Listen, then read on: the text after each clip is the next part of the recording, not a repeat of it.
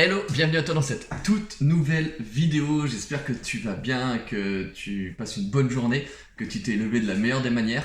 Oublie pas de t'abonner à la chaîne pour voir la suite des vidéos qui arrivent. Et on attaque tout de suite cette vidéo, tout simplement en te disant que je pense sincèrement, et c'est pas je pense, et j'en suis juste persuadé, que tu as la responsabilité finalement de ton propre bonheur. Qu'est-ce que j'entends par là ?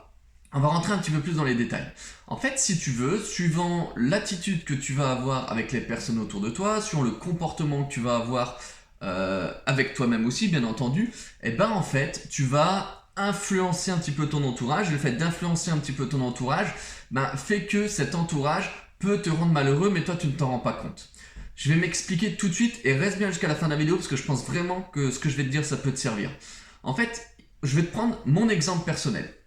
Moi, donc tu sais que tout le côté droit, donc je vois plus de mon œil droit, j'ai plus d'odorat, j'ai plus de goût, j'ai un manque de sensibilité, j'ai même plus vraiment de sensibilité sur le côté droit de mon visage, ce qui fait que le côté droit est un petit peu moins existant, on va dire ça comme ça. Et donc j'avais ce réflexe-là, quand j'allais à table avec ma famille, mes amis ou quoi, de par exemple toujours me mettre à droite. Pourquoi ? Parce que comme ça à droite, je voyais rien et c'était pas intéressant parce que j'avais personne à voir et au moins je pouvais voir tout le reste de la tablée si tu veux. Alors que bien entendu si je me mettais tout à gauche de la table, finalement je voyais personne sur ma droite et ça m'isolait un petit peu finalement. C'était un peu plus dur de créer de la proximité avec les personnes avec qui tu manges. Voilà.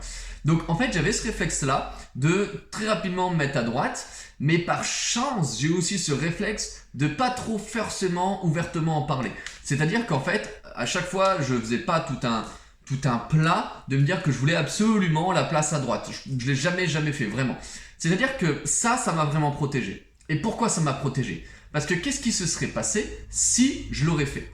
En fait, à chaque repas de famille, à chaque repas avec mes amis m'ont dit tiens écoute, mets-toi là, mets-toi à cette place-là. On sait que tu as l'habitude d'être là. Donc finalement, mon entourage m'aurait rappelé à chaque fois mon handicap, mon traumatisme, mon accident. Et peut-être que, suivant émotionnellement l'état dans lequel je suis à ce moment-là, peut-être que ça m'aurait touché ou ça pourrait me toucher. C'est-à-dire qu'en fait, si tu veux, je pense que ton entourage peut être un super allié, mais tu ne dois pas toi-même leur donner des armes pour qu'ils puissent t'aider. Je m'explique par là. C'est-à-dire qu'on est d'accord, c'est avec toute leur bienveillance qu'ils m'auraient conseillé de m'asseoir là pour mon bien. Mais est-ce que réellement c'est pour notre bien de vouloir toute notre vie, être assis là, à cet endroit-là, pendant toute notre vie? Non, absolument pas. Ce n'est pas pour notre bien.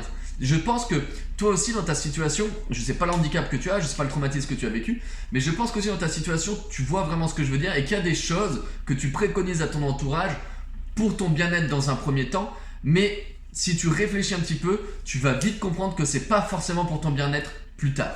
Parce que toutes ces petites choses-là, mises les unes après les autres, ne vont pas t'aider à t'accepter, ne vont pas t'aider à t'aimer davantage. Ça va juste faire de souligner peut-être une différence supplémentaire, d'autant plus qui émane de ton entourage.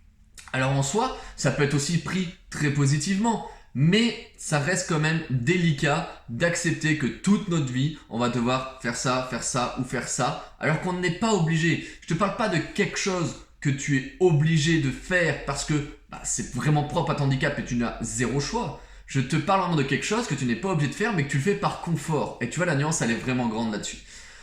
Donc, je voulais te donner ce petit conseil, en tout cas, avec cette part de mon vécu. Et j'espère vraiment que cette vidéo va t'aider au maximum. Je te souhaite une super belle journée et je te dis à tout bientôt. Ciao, ciao.